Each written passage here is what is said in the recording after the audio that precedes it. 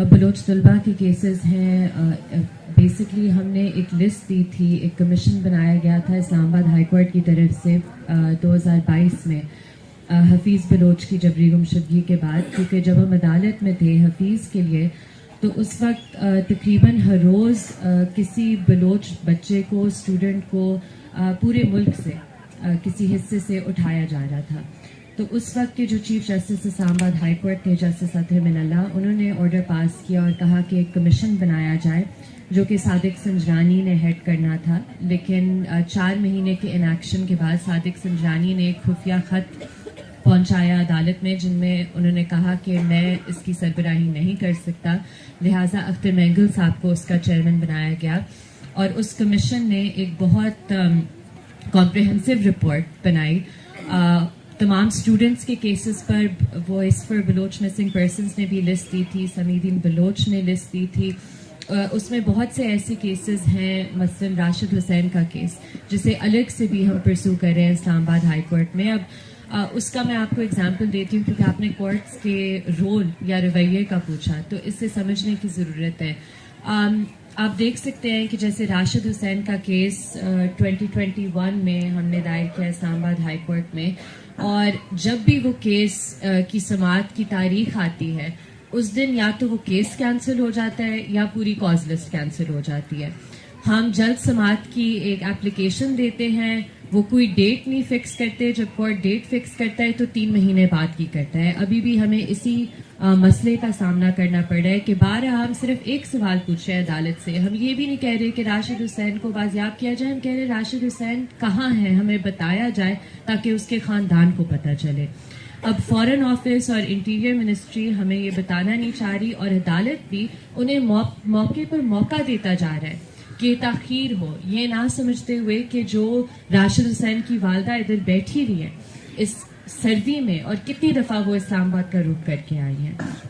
تو ایک تو یہ کورٹس کی ایپتھی ہوتی ہے, اور میں تو کہوں گی کہ کورٹس ایک حد تک کمپلیسٹ ہوتی ہیں, کیونکہ آئینی عدالت آپ کا آخری چارہ ہوتا ہے جب آپ ان کے پاس جاتے ہیں اپنے پیاروں کی بحفاظت بازیابی کے لیے. اور اگر وہ کچھ کرنا نہیں چاہتے یا کرنے سے ڈرتے ہیں پھر انہیں اپنے عہدوں پر نہیں بیٹھنا چاہیے. ہم دیکھتے ہیں کہ سپریم کورٹ نے 2013 یا 2014 میں محبت شاہ کیس میں یہ ڈکلیریشن دی تھی کہ جبری گمشدگیاں انسانیت کے خلاف جرم ہے, جو کہ بین الاقوامی قوانین بھی یہ کہتے ہیں. لیکن ہر دفعہ جب کوئی بازیاب ہو جاتا ہے حبس بیجا کی درخواست میں تو کورٹ کہتی ہے اب یہ معاملہ ختم ہے, ہم اس بات کا تعین نہیں کریں گے کہ کس کی ذمہ داری ہے یا یہ کس کی کسٹڈی میں تھا. تو عدالتوں کا اس میں ایک حد تک ایک نیگیٹو رول رہا ہے, جہاں انہوں نے امپیونٹی کو جبری گمشدگیوں کے حوالے سے فاسٹر کیا ہے. لیکن اس کے ساتھ ساتھ میں یہ بھی کہوں گی کہ کوئی عدالتیں ہیں جو اس مسئلے کو سنجیدگی سے دیکھ رہی ہیں. مثلا جو ابھی بلوچ اسٹوڈنٹس کے کیسز چل رہے ہیں اسلام آباد ہائی کورٹ میں, اس میں جو پچھلے 2 آرڈرز آئے ہیں ان کے مطابق اگر جو تمام اسٹوڈنٹس جن کی ہم نے لسٹ 2022 میں دی تھی اگر وہ بازیاب نہیں ہوتے, جن میں اب 12 اسٹوڈنٹس رہ گئے ہیں, تو پھر وزیر اعظم کے خلاف بھی FIR ہو سکتی ہے, وزیر داخلہ کے خلاف بھی ہو سکتی ہے, اور وہ تمام پبلک فنکشنریز کے خلاف ہونی چاہیے FIR درج جو اپنی ذمہ داری نہیں نبھا پا رہے. تو ظاہری سی بات ہے کورٹس کو اس میں ایک زیادہ پرو ایکٹیو رول لینا چاہیے فنڈامنٹل رائٹس کے تحفظ کے حوالے سے. اب تک 1-2 کورٹس کو چھوڑ کر اوور آل کورٹس کا رویہ بہت ڈس اپوائنٹنگ رہا ہے.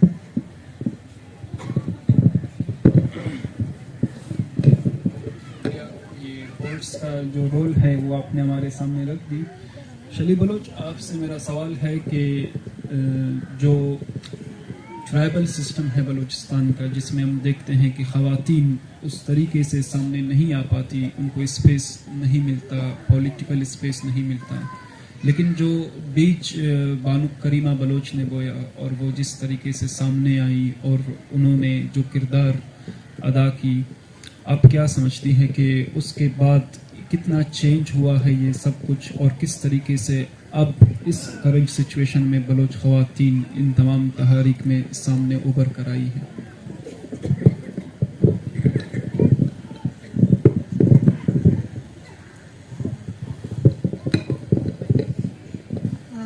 جی دیکھیے, اب بلوچ سماج یا بلوچ معاشرے میں ایک سوچ پیدا کیا گیا ہے کہ پدرشاہی نظام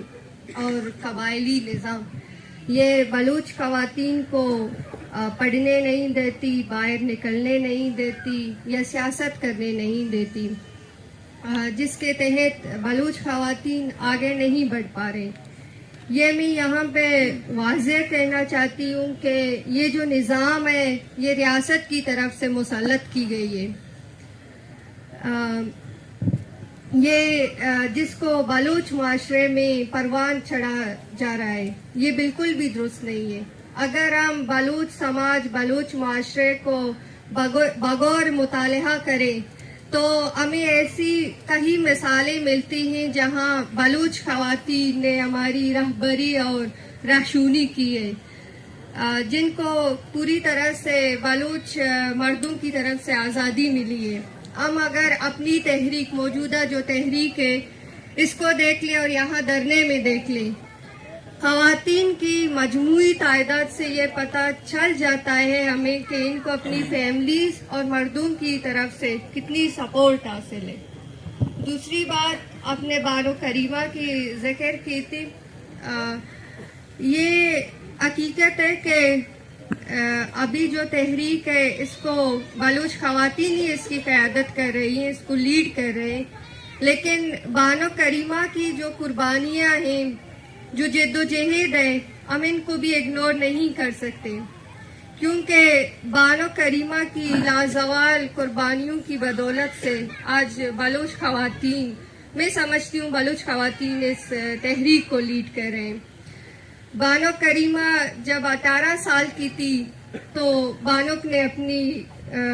اسٹوڈنٹ پالیٹکس اسٹارٹ کی تھی، گراؤنڈ پالیٹکس۔ 2005 کو بانو کریمہ نے گراؤنڈ پالیٹکس اسٹارٹ کی تھی اور 2005 کو وہ بلوچ اسٹوڈنٹ آرگنائزیشن آزاد فیمیل ونگ کی صدر بھی سلیکٹ ہوئی تھی۔ آج بانو کی قربانیوں کی بدولت ہم خواتین اس مقام پہ پہنچ چکے ہیں۔ اگر ہم دیکھیں، بانو کریمہ نے اس ٹائم اپنی جد و جہد اسٹارٹ کی تھی کہ اس ٹائم پورا بلوچستان ریاستی ظلم اور جبر کا شکار تھا،